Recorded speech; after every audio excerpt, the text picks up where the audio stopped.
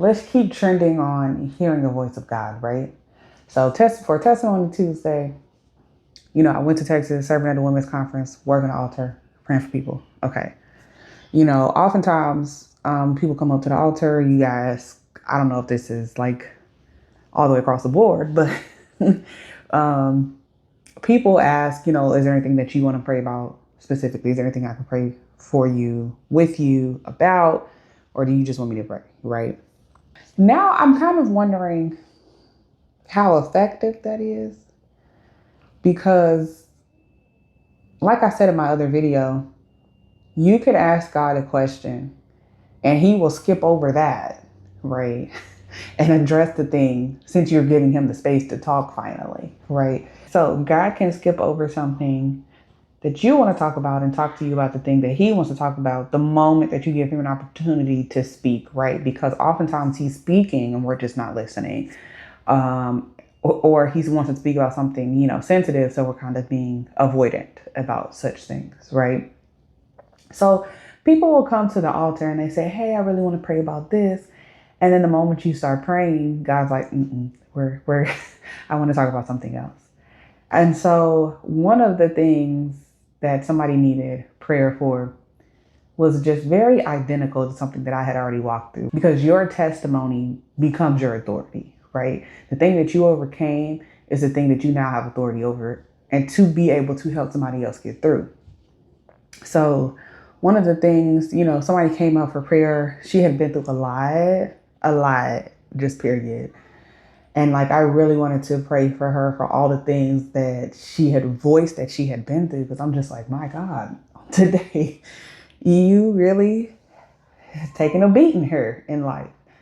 And as I kept trying to pray about the obvious things, right? And God he would not let me go. He was just like, no. One of the things that I wanted to speak about was when we do go through a lot of things and it's not because we had done something. It just seems like life is happening to us. We end up feeling unprotected, right? And if God is supposed to be our protector, some people feel like, okay, well, Lord, where were you? Why didn't you protect me? Some people feel like you're not allowed to say these things, you can't be honest with God, but the Bible is full of people who are honest with God and only got a breakthrough when they got honest with God. And so I also had experienced, Lord, where were your antennas? Okay. Why are all of these things happening to me? And mind you, at the time, I actually wasn't living my life with the Lord. So technically, I wasn't even saved for real. Like, I was not taking God seriously. I was living in sin. I was doing what I wanted to do, right? But because I had grew up in the church, I felt like I was saved, right? So I felt, I guess, entitled to protection. And when he didn't protect me from multiple things that felt like they kept happening over and over again, and I'm just like, why? Where were you, right? Now, I wasn't conscious about me feeling that way towards God, right? It wasn't until I told this story or testimony on my podcast before, but it wasn't until I was trying to forgive somebody and I was in counseling with my pastor at the time.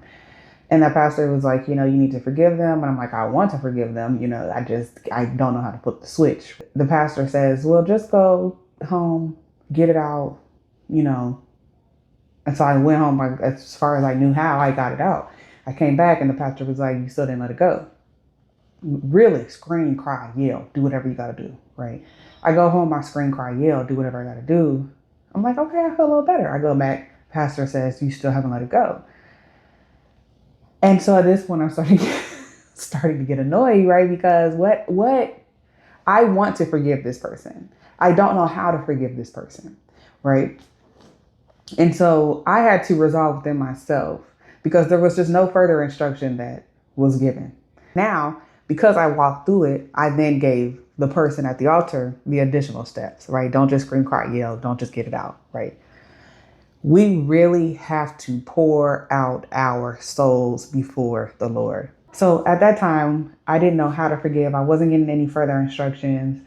I tried to get it out several times. I tried to do all of the things, that was suggested.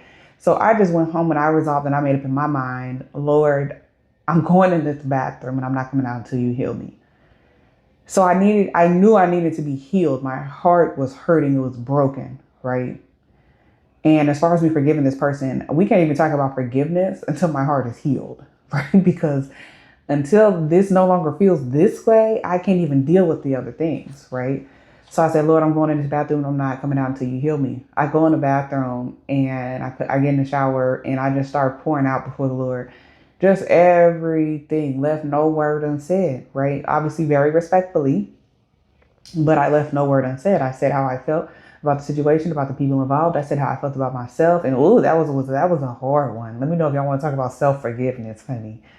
Because I saw that thing coming multiple times and I just did not do the things. And then I got to the point where I was like, hey, you know what, God? Actually, he brought it up or whatever the case may be, but that it wasn't until that moment that I realized that I felt some type of way towards God. So I poured all of that out. I feel like you didn't protect me. I don't understand why you didn't protect me. I'm kind of feeling some type of way that you didn't protect me.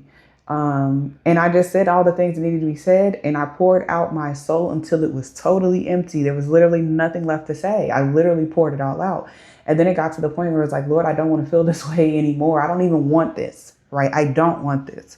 And at the time, I didn't know my imagination was spiritual or holy, consecrated. It wasn't at the time, but the Lord used that moment to consecrate it and to, use it, because the enemy can also use your imagination. So that's why I say that. But the Lord was using my imagination in that moment. And I saw me handing him a baton, right?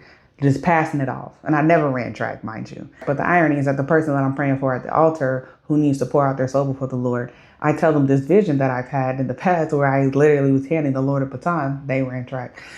And so I handed the Lord, like, I'm just literally, it's as if everything that I was holding on to was encased into this baton and I was handing it over to him. God, I don't want it anymore. And when I release my hand from it in the vision, when I release, or in my imagination, whatever word y'all want to use, but when I release my hand from it, I felt it break. I felt, and I just wept and wept and wept and wept until there were no more tears to cry. Right. And then I got up and I showered.